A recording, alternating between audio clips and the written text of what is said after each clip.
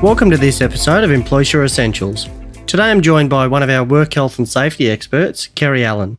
We're going to cover off some of the steps business owners can take to be proactive about workplace safety. Let's get into it.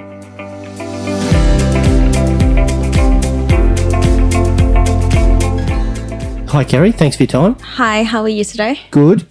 So we're going to cover off work health and safety. Do you think people place enough emphasis on it in their business? I think a lot of the time we are swept up with what's going on right now. So we tend to look more at the employment relations side of things, managing our staff to get what we want. Health and safety is something that is usually at the back of most persons' minds because it's not something that comes to light unless there's an injury or something in the workplace that really brings it to the forefront. Yeah, it tends to be quite reactive when really it should be a proactive thing, shouldn't it? Yes, from the legislation, it should be something that we're looking to stop things happening before they do. Yep. But it is something that I guess is a very big job, which is why it kind of gets procrastinated and put off a little bit. And I'm sure that's every industry too. It is every industry.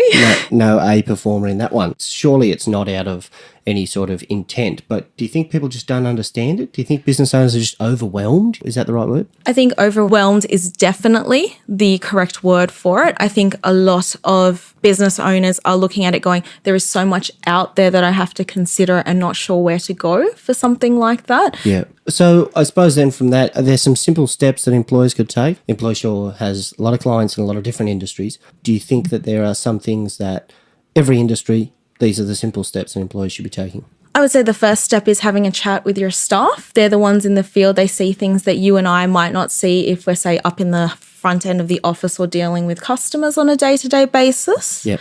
That's probably the first thing. They get to see everything. I'd then be saying, look to what could happen and then look at ways that you can manage that before it does so that we don't end up in bigger trouble later on down the track. Yeah, okay. Relying on your staff there does sound like a pretty good step. They're there every day, they're doing it, whereas employers might not be. They might be at the office doing something with everyone else out on site. Believe it or not, in most circumstances, your staff are going to be the experts in that area. They're the ones doing the job. They're the ones that we consult with to be able to have a conversation, go, look, what is it that could happen when you're doing this? And having them practice it on a day-to-day basis means they're going to be the best equipped to identify that. I'm sure that's probably going to hurt some business owners to realise that their staff are the experts, but it's important, isn't it? It is, because keep in mind, I guess the reason we have staff is some of those jobs we don't want to do and they're doing it for us. So it's good to get that feedback from them about what could happen outside of what you're thinking. Very similar to just having a conversation with someone running a second idea and go, hey, have I missed anything? Yeah, great point. So it's just about bouncing off what you might think is a problem. They might have a better way at looking at it. So. And then having a look at a solution that you can put in place together that works for the business and the staff are actually going to undertake and do. Yeah, okay.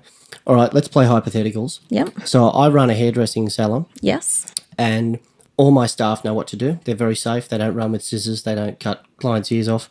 They're very good at what they do. But a customer comes in and slips on some hair on the floor. Yep. Now, that's a customer.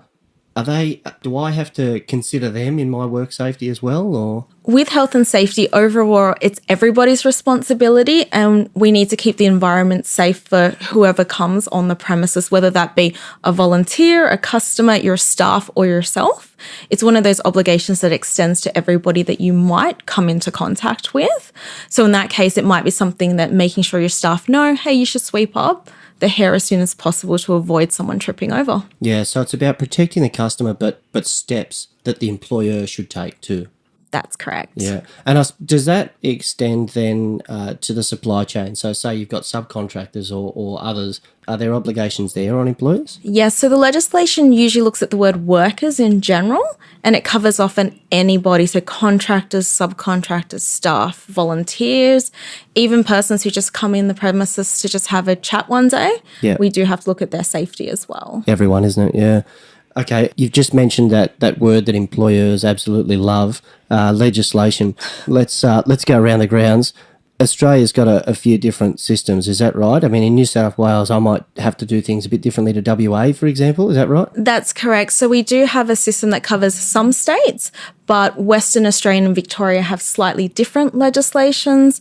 To give you an example, if there is a serious injury, reporting that to the regulator might be different in Western Australia than, say, it would be in New South Wales.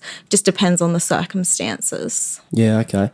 Does it depend on the industry, or does it tend to be more of an across-the-board thing? There are industry-specific elements to all health and safety. So building and construction industry is going to have a lot more regulation because you're dealing with machinery, high-risk work, as opposed to someone working in an office. Yeah. But we still have that obligation to maintain a safe premises for anybody who we come into contact with. Yeah, good point. And I think that's an important example there that you've just said. I mean, people, when they think of workplace safety and the big incidents, they think about, table saws and all the big manufacturing machinery.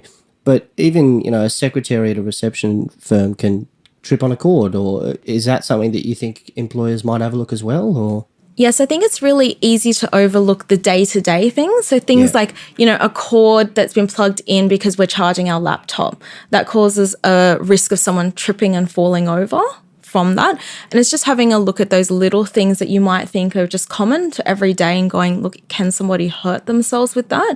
And if so, is it something we just move that laptop or put a tiny table there to stop someone tripping over? Yeah.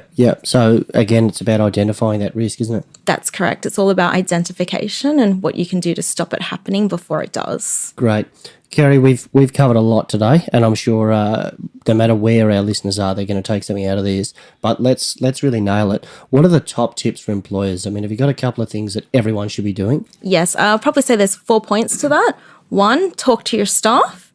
2, identify any concerns. 3, put something in place to stop it happening. And lastly, just documenting what you've done so you have it all on record. Great, all great tips. And like we said before, it's about this isn't a reactive thing, this is a proactive thing, right? That's correct. It should be definitely proactive. Front of mind, top of the list. Exactly. Kerry, thanks for your time. Anytime. Bye.